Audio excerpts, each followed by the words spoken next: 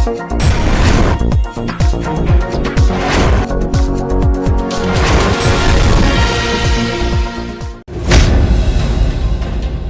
मिर्जापुर के गांव हिंदूवाला की नदी को पार करते फंसे बाइक सवार जान जोखिम में डालकर ग्रामीण कर रहे नदी पार। पानी के तेज बहाव को पार करते फंसे बाइक सवार को ग्रामीणों ने रेस्क्यू कर बाहर निकाला। मिर्जापुर के गांव असगरपुर में ग्राम प्रधान चौधरी राशिद की लापरवाही के चलते नहीं हो रही सफाई, जिससे नालियां पूरी तरह कूड़े से अट गई। गांव की नालियों में जगह जगह गंदगी के ढेर लग जाने के कारण ग्रामीणों को सता रहा डेंगू का खतरा। नन्हे मुन्ने बच्चे गांव की गलियों में फैली गंदगी के बीच से होकर कर रहे गली पार। आखिर कौन करेगा गाँव की सफाई व्यवस्था को दुरुस्त। गंगो ब्लॉक के गांव मनहोरा में परिषदीय विद्यालय की कृषि भूमि को नियम विरुद्ध नीलाम करने के आरोप में खंड शिक्षा अधिकारी विनोद कुमार मेहरा हुए सस्पेंड। मनहोरा निवासी अनिल कुमार के द्वारा माननीय उच्च न्यायालय में दायर जनहित याचिका पर सुनवाई करते हुए खंड शिक्षा अधिकारी के द्वारा नियम विरुद्ध नीलामी करने से हुई राजकोषीय क्षति का दोषी मानते हुए किया गया है निलंबित। स्कूल के हेडमास्टर राजकुमार से भी इस मामले में बीएसए के द्वारा जवाब तलब किए जाने से विभाग में मचा है हड़कंप। गंगो की अग्रणी समाज सेवी संस्था रामकृष्ण मेहता परोपकार समिति एवं लॉयंस क्लब सेंट्रल के द्वारा नेत्र ऑपरेशन कैंप के लिए मरीजों के वाहन को गाजियाबाद किया गया रवाना। रामकृष्ण मेहता इंटर कॉलेज में आयोजित कैंप इस बार माननीय प्रधानमंत्री एवं मुख्यमंत्री की मिशन शक्ति योजना को रहेगा समर्पित। इस दौरान सरदार मृगेंद्र कपूर, राकेश सिंघल, प्रदीप तायल, आशीष गोयल, सचिन गोयल, ईश्वर गोयल, सुशील एरन, पंकज कुमार, वैभव गोयल मौजूद रहे।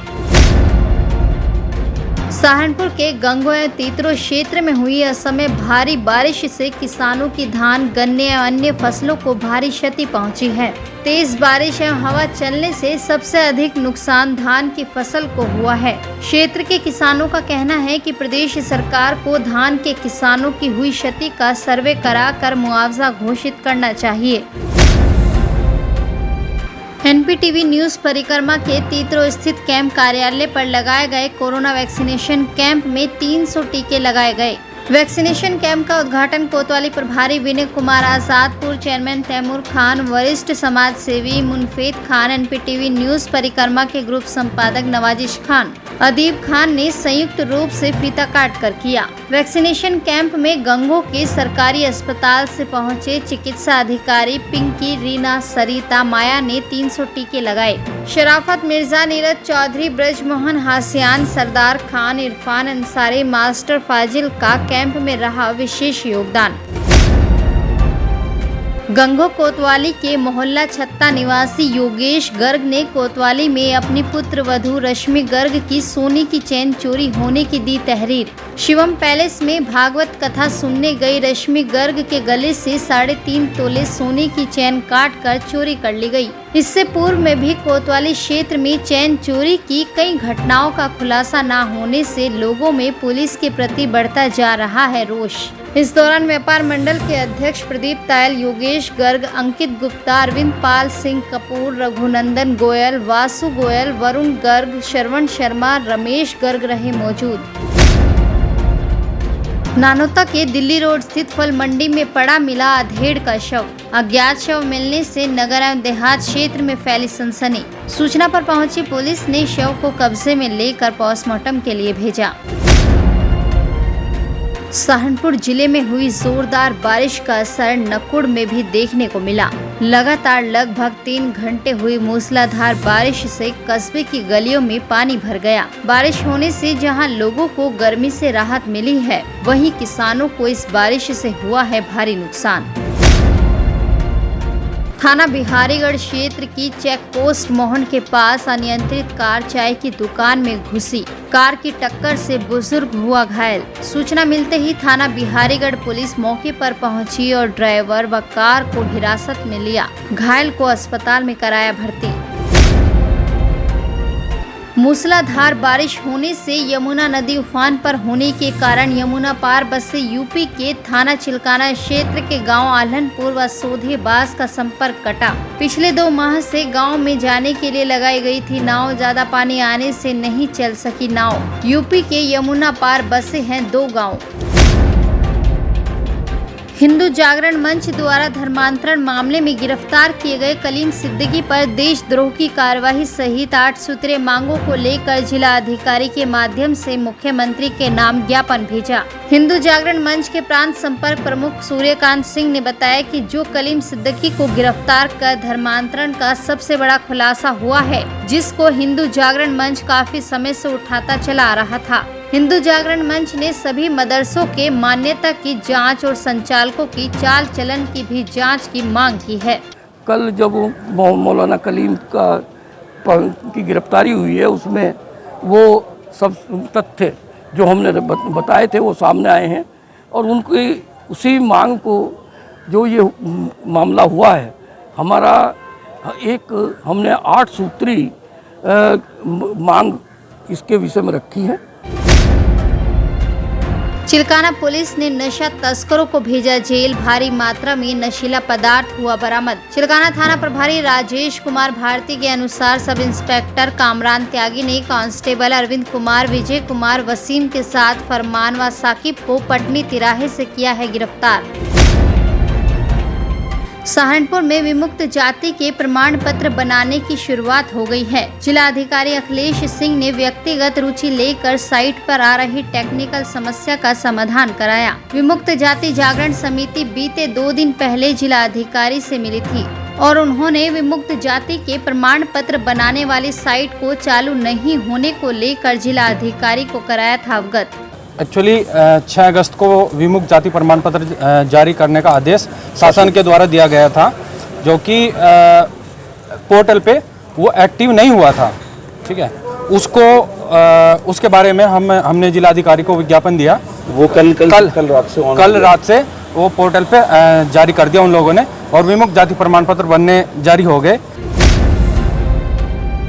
हकीकत नगर रामलीला मैदान में आरक्षण बचाओ संघर्ष समिति के तत्वाधान में 1 दिवसीय कार्यक्रम डबल वोट का अधिकार कम्युनल अवार्ड वापस किया जाए को लेकर प्रदर्शन किया गया। आरक्षण बचाओ संघर्ष समिति के राष्ट्रीय अध्यक्ष RP सिंह अम्बेडकर ने कहा कि पूना पैक्ट 1932 को पूना पैक्ट नाम का समझौता हुआ था, जो देश का स्वतंत्रता के बाद संविधान में दर्ज अनुच्छेदों के माध्यम से आरक्षण के रूप में प्रचलित हुआ। आप कुछ भी करिए, हमारी तिहाई की हिस्सेदारी इस मुल्क में तय करिए।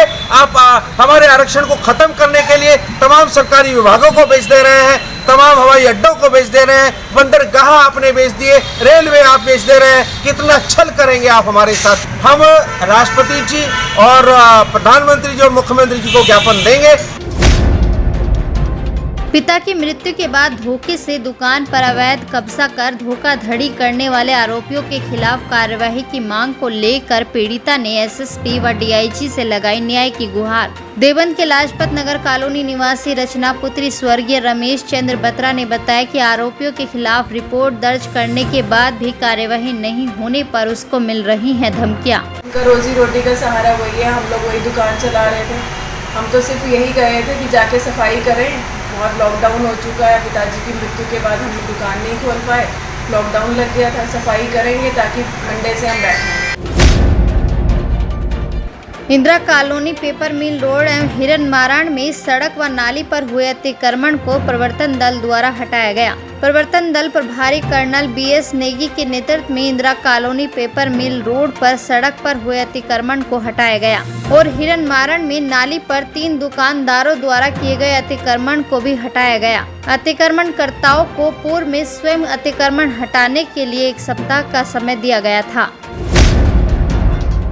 रामपुर मनिहारन थाना क्षेत्र के चौकी इस्लाम नगर अंतर्गत नाई नगली उर्फ माजरी में दबंगों द्वारा घर में घुसकर पिता और पुत्री पर किया जानलेवा हमला।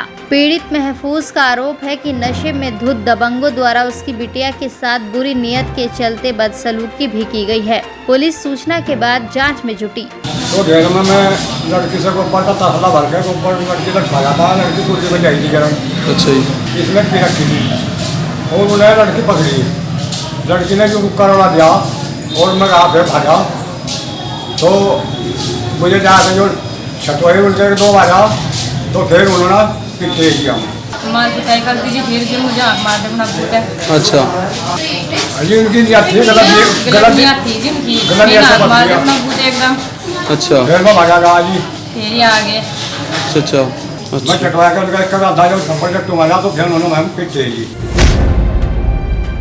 थाना बिहारीगढ़ क्षेत्र के दून कॉलेज से थोड़ा पहले 22 टायरा के ड्राइवर द्वारा अचानक ब्रेक लेने से पीछे चल रहे कंटेनर की जबरदस्त टक्कर में बुलंदशहर निवासी ड्राइवर की मौके पर मौत। एटीएस द्वारा पकड़े गए मौलाना कलीम सिद्दीकी पर बालाजी घाट स्थित आश्रम में रह रहे नितिन पंत ने लगाए संगीन आरोप। नितिन का कहना है कि उसका कराया गया था जबरन धर्मांतरण। नैनीताल के तल्लीताल निवासी नितिन पंत को वर्ष 2010 में राजस्थान के भिवाड़ी में नौकरी की तलाश के दौरान पैसों का लालच देकर कराया गया था जबरन धर्मांतरण। नए मुसलमान होते हैं आके मेरे को बताया कि भाई $1800 आते हैं। मैंने कहा यार मजाक कर रहे हो। फिर मैं भी गया, मैंने सुना $1800 आते हैं और वो बांटे जाते हैं। वो इस बात पे आए थे वो लड़के की उन लोगों को 100 रुपये महीने का खर्चा दिया जाता था। मैं कहा जब $1800 आते हैं हमें भी उस हिसाब से पैसा मिलना चाहिए। फुलक मदरसा कैद में रखा और पता चलता है आज क्या पटाक्षेप होता है कि वो आतंकवादी संगठन चला रहे हैं, बाहर से पैसे आते हैं। तो इनके ऊपर सख्त से सख्त कार्रवाई होनी चाहिए और इस प्रकार की ज्यादती हम हिंदू धर्म के ऊपर बिल्कुल बर्दाश्त नहीं करेंगे। इस प्रकार का लव जिहाद, इस प्रकार का धर्मांतरण हमें बिल्कुल भी बर्दाश्त नहीं है। जिला अधिकारी एवं मंडल आयुक्त के आदेशों के बाद राजकीय निर्माण निगम सीडीओ विजय कुमार ने राजकीय निर्माण निगम का किया निरीक्षण। सीडीओ विजय कुमार ने निरीक्षण कर अभिलेखों का निरीक्षण किया और कहा कि जो भी तथ्य सामने आए हैं उसी के आधार पर कार्यवाही की जाएगी। जो राजकीय निर्माण निगम की सहारनपुर इकाई है उसके संबंध में कुछ शिकायतें मंडलायुक्त महोदय, जिलाधिकारी महोदय को प्राप्त हुई थी। उसमें कुछ शिकायतें ठेकेदारों द्वारा की गई थी कि उनका भुगतान विलम्ब से किया गया या उनका भुगतान नहीं किया गया है।